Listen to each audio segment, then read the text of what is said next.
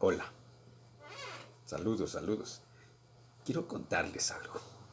Me gusta a mí contar las historias de los personajes de los pueblos, pero de mi pueblo me encanta rescatar algunas cosas que a mí en lo particular me impresionaron mucho y de personajes que admiro, por supuesto. El señor el protagonista de este relato, pues ya no está, ya se nos adelantó. Pero fíjense, vamos a ver esta parte. El- un señor ya estaba un poco mayor, diría yo, que si viviera hoy tuviera un promedio de 74, 75 años aproximadamente. Y seguramente nos estuviera todavía deleitando algunas de sus, eh, diríamos, su manera de vivir, su manera de disfrutar. Algunos podría decirse que poco rescatable. Sin embargo, desde mi particular punto de vista, no.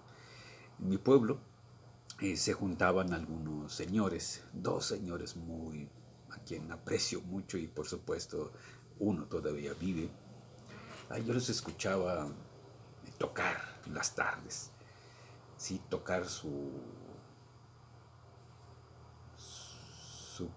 ¿qué es lo que tocaba? No lo sé, tocaban cualquier instrumento, pero de pronto lo que más escuché es que agarraban su guapanguera. Sí, una guapanguera que de pronto yo escuchaba que no tenía ni pues afinación o a veces sonaba medio raro sus ejecuciones musicales, pero yo los veía y los veía tan felices que disfrutaban entre risas, por supuesto. No faltaba el aguardiente que ellos disfrutaban muy bien. Y además, pues siempre había otras personas que se pegaban y disfrutaban, y pues al rato ya se hacía hasta como una pequeña fiestecita, y yo iba a escuchar, pues tocar. Posteriormente, en verdad, el que más tocaba es el señor que todavía vive y se llama Félix. El otro señor que se gustaba mucho ya no, pero fíjense que este personaje le decíamos nosotros el Cuacharas. Me encanta contar esa historia, ¿sí? Del Cuacharas. Pero en náhuatl todos le decíamos así, Cuacharas. Y a lo mejor esa es la parte interesante también.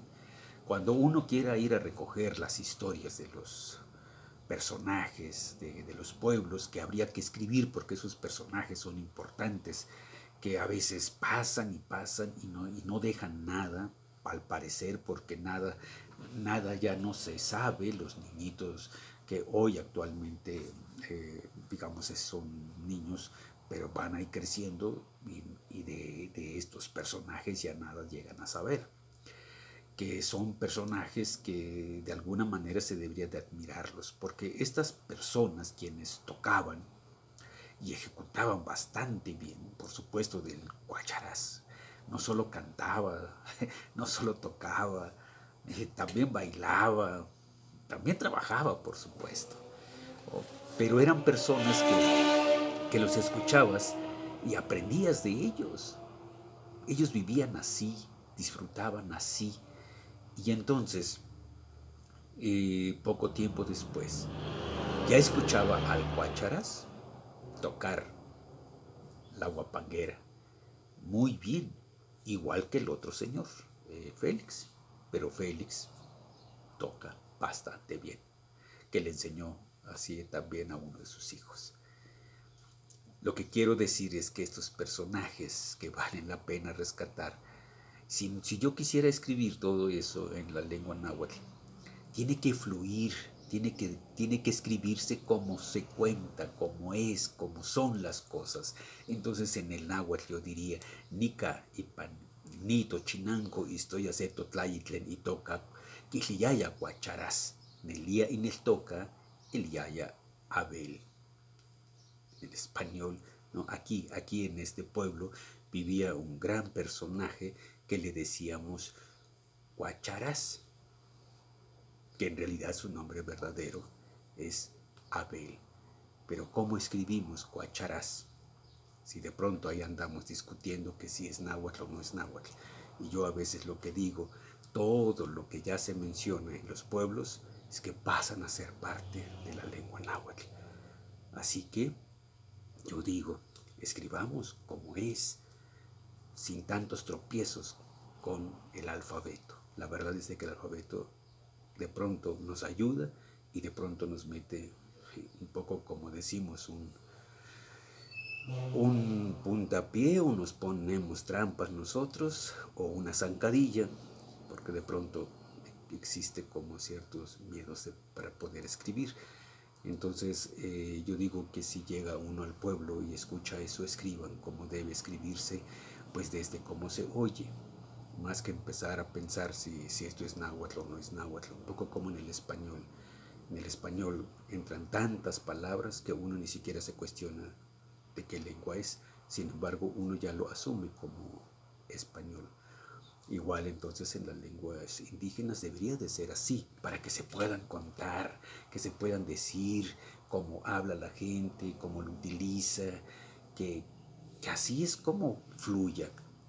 Si en un momento dado tenemos la intención, ¿sí?, de ponerles nombres, pues no es malo, pero tenemos que pensar todo lo que lleva de las implicaciones que tiene. Y por otro lado, tratar de preservar lo que como era, también ese es otro problema, no es así de sencillo. Por eso entonces yo lo que digo es que se escriba como habla la gente, como es de modo más natural como lo hacemos.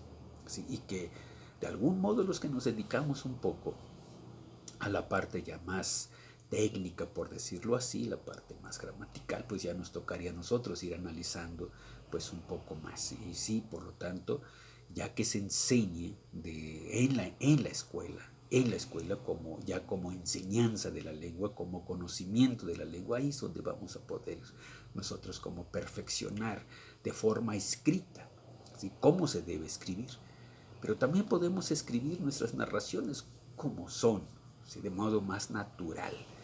Y hacer así entonces que se cuenten, que se digan las cosas como son, y que por otro lado pues tengamos un poco más en el desarrollo de esta estética, por decirlo así, de esta parte gramatical de la lengua, que el español igual lo tiene, ¿no? Manera en el cómo podemos nosotros escribir una carta de modo no tan literario como nos dirigimos a veces con las personas, pero claro, es diferente para cuando uno ya quiere escribir de modo más formal, ¿no? Una investigación, obras de teatro, pues, ¿qué puedo decir? Novelas, poesía, pues ya tienen otras cosas, pero también podemos hacer de modo más natural, como lo hablamos, sin que esto pierda lo característico de, de que es una escritura, ¿sí? Es decir, todos escribimos, pero muy poco nos dedicamos realmente a lo que es el conocimiento de la lengua española. Entonces, igual en la lengua indígena, escribamos como nosotros escuchamos, como nosotros a veces